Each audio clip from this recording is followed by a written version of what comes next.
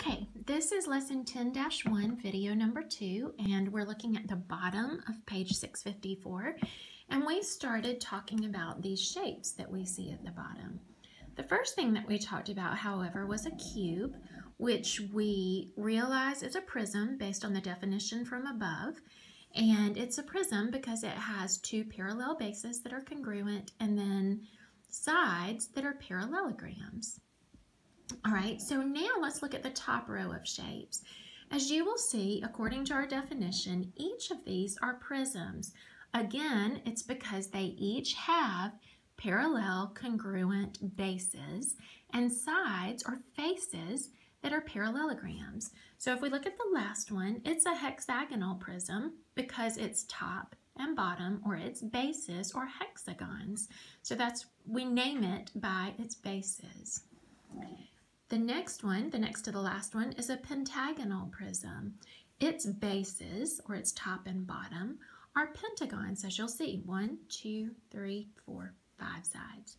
The next one is a rectangular prism because its bases are rectangles. And the first one is a triangular prism because its bases, its top and bottom, are triangles. All right, let's look at the bottom row.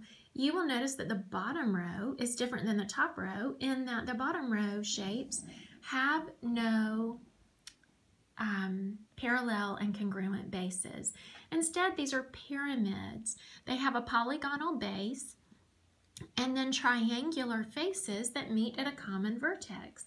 So you can see that with each of these, and you'll notice that they are named by their base as well. So this one is a triangular pyramid because its bottom is its base is a triangle, and then it also has the triangular faces that meet at the common vertex. This one is a rectangular pyramid because its base is a rectangle. Same here, but a pentagon, and here a hexagon.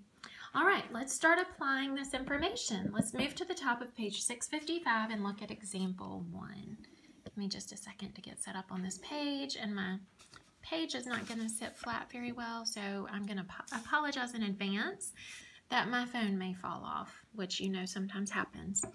All right, our instructions here in example 1 are to classify each figure. And after classifying it, we need to name the vertices, edges, and bases. So this is pretty simple, quick work. This, by definition, is a pyramid. It has a polygonal base and a common vertex at the top with triangular sides. So we're going to call this a rectangular pyramid because we can see that the base is a rectangle. Now we need to name all the vertices. You can try to make quick work of this. We see that the points at which the sides meet, 3 or more sides meet, are A, B, C, D, E. You can see that the edges listed here are all the places that two faces meet. So we have EC, ED, EB. On the back, we would have EA. And then across the bottom, we have AD, DC, AB, and BC. Those are all of our edges. And then we need to name our base in its rectangle ABCD. Let's do that right here with this cylinder. By definition, if you go back and look at our definitions, a cylinder is formed by two parallel congruent circular bases. So you see these circular bases are parallel, they are congruent, they are circular, and that they are connected by a curved surface. So that's why we call this a cylinder. There are no vertices, there are no edges, and our bases would be circle P and circle Q. All right, our check it out. Number 1, this is a cone. It has a circular base and a vertex that's connected to the base with a curved surface. We call it a cone. There's only one vertex it's in, and our base is a circle. All right, so now let's move on to the next thing. We're going to talk about a net. Let me see if I can get the camera to where we can see the whole thing. A net is a diagram of the surfaces of a three-dimensional figure or solid that can be folded to form the three-dimensional figure.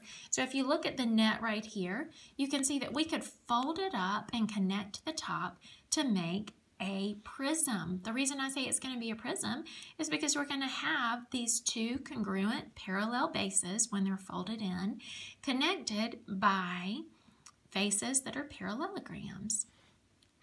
To identify, let's go back to this paragraph. To identify a three-dimensional figure from a net, look at the number of faces and the shape of each face.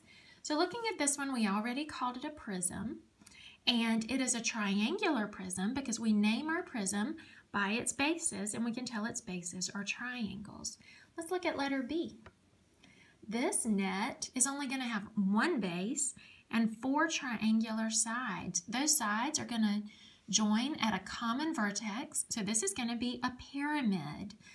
It's going to be a pyramid with a square base, so we would call it a square pyramid, which you can barely see in the camera right there, right here. Okay, so now let's see if I can get the phone set up where you can see my check it out, 2A and 2B. Let's describe these solids or three-dimensional figures using the net. This one has a triangular base, and we're going to fold the 3 sides up to meet at a common vertex on top.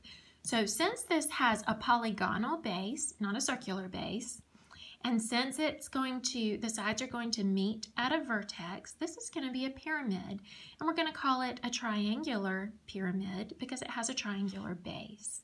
All right, let's look at this one. This one is going to have 2 circular parallel and congruent bases, so that's going to make it a cylinder connected by a curved surface. All right, flipping the page to page 656. I'm going to do one last video. Y'all go ahead and flip the page, and I'll get ready for the next video.